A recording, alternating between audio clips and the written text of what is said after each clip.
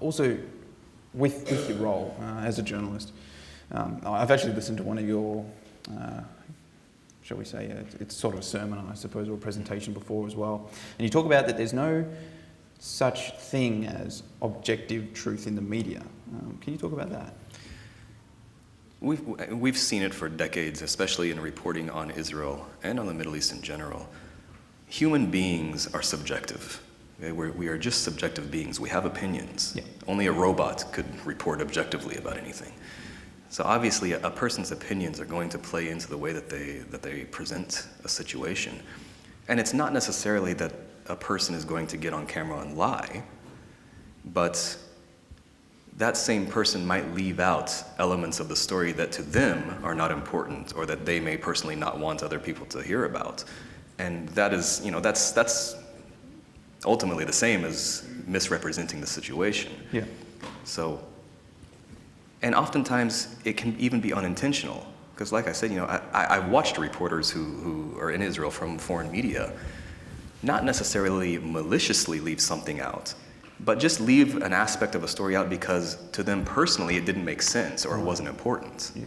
But in my eyes, the fact that they left that out made the whole picture look differently to the people they were presenting it to. Sure. So I guess for the Christian, or not even the Christian, perhaps even just for the discerning person, is how are we to know the truth of the situation when obviously, we have publications with, either agendas or perspectives. And then again, you have the journalists themselves with their own agendas or biases and perspectives. How are we to see what really is going on? It's difficult, and I mean, from where I'm sitting, at least in Israel, and I can make use of the Israeli media as well, I know that no source is going to give me objective journalism, because again, I just don't believe it exists.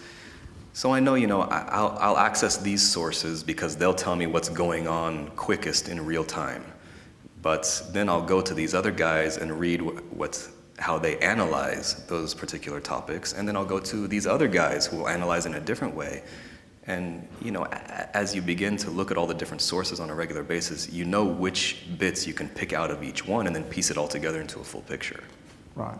Does Israel Today, the magazine you sort of work for and also do editorial work for, do they have a guideline which you adhere to? Or? I would say that it's not a firm policy necessarily, but it's the underlying idea is like what I talked about. There are different sources in English that are going to give you the breakdown of what happened in Israel today.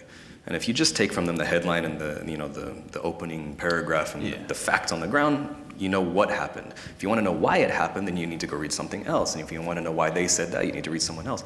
So we recognize that there's plenty of coverage about what happened. There's very little coverage about why those particular things happened. So we fill one of those gaps. And we recognize that we're not giving the full picture. We're not objective. We're coming from our point of view. And we're going to fill in one of those gaps for people who may have seen the breakdown of what happened, but want to know why that was. Yeah, and I've also heard you say that, let's say, the situation in Gaza or in Palestine as well, often, in the media we see, there's always bad stuff going on, and, we hear words bandied around like apartheid state, there's the Israeli occupation, and so on. And I've heard you say that when reporters go into Gaza, they can only report within certain parameters, and that once they leave, they're like, oh, thank God, I can now say what I wanted to say. Why does that happen, and what's that about? It does happen, and we've known it happen for some time, but during the last Gaza war, a year and a half ago, it became very evident that it was happening because a lot of these reporters came out and very openly on Twitter and on Facebook and other social media were open about the fact that they were so happy to finally be out of Gaza. They were intimidated, they were harassed, they were told what to report.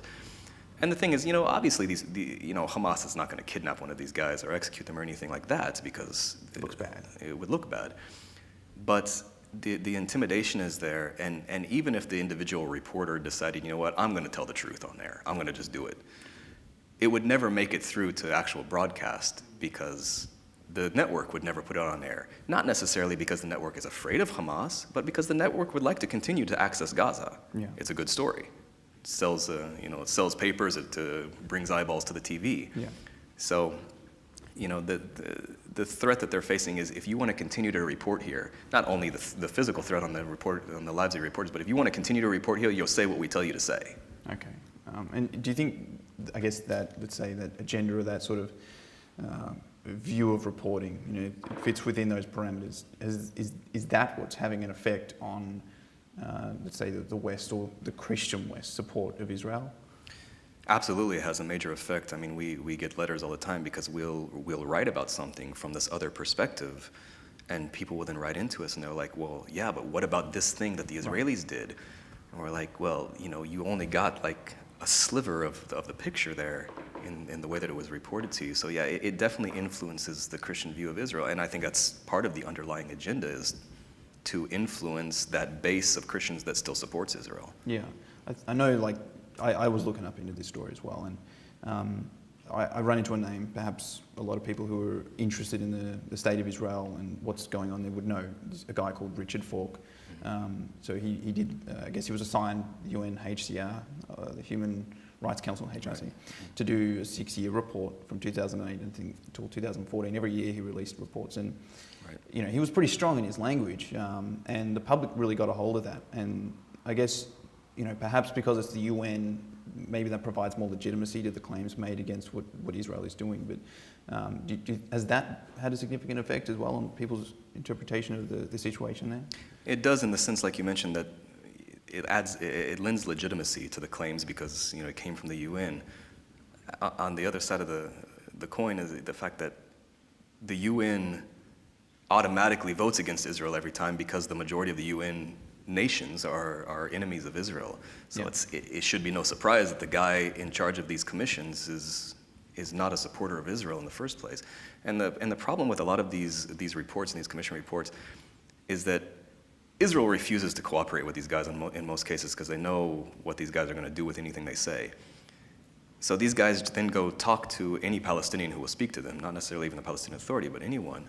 And any claims that are made to them, they publish them without checking facts often. And this was actually revealed by a lot of reporters again during the Gaza war, that certain facts that were published by the UN about what was going on, some of these reporters would come out of Gaza and say, I was there and I didn't see that. So it was like, somebody made a claim to the UN and the UN published that claim and everyone accepted it because the UN said so, but the UN didn't bother to fact check whether it was true or not. Right. I also heard one, I guess, angle of complaints against a lot of those reports, especially with Richard Falk, was that he seemed to do a lot of, so we say, social commentary, or commentary from his perspective of, the policies that Israel had, and some of the, I guess, the governmental and military side of things. Did that fall within the framework of what he was supposed to do? Well, again, there is no objective commentary on anything. People, human beings are subjective. Obviously, as a representative of the UN, you would think that doesn't fall within the parameters of what his job description is, but... Sure. And I guess my last question to you is, if, you being here in Australia, I don't think you've been here before, aside from the last couple of days. What is something that you would like to share with the Australian public? Because as I mentioned to you, many Australians, although not necessarily politically aware of the specifics of the situation in the Middle East, many Australians are, pretty critical. What would you have to share with them? Just in terms of where I'm coming from as a journalist based in Israel and based in Jerusalem, I would say at the very least, read everything you read with a grain of salt, because you're almost always only getting a very small piece of the picture.